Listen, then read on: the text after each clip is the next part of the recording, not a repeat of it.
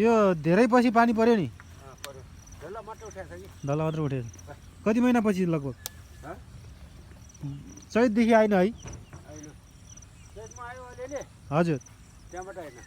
ए अहिले चाहिँ सबै खुसी हुनुहुन्छ हजुर किसान सबै हजुर पानी आयो आज 2 दिन भयो पानी आएको अँ दुई दिन भयो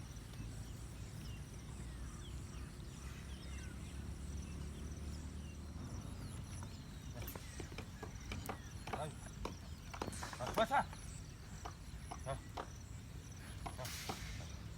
हेलो हजुर बसा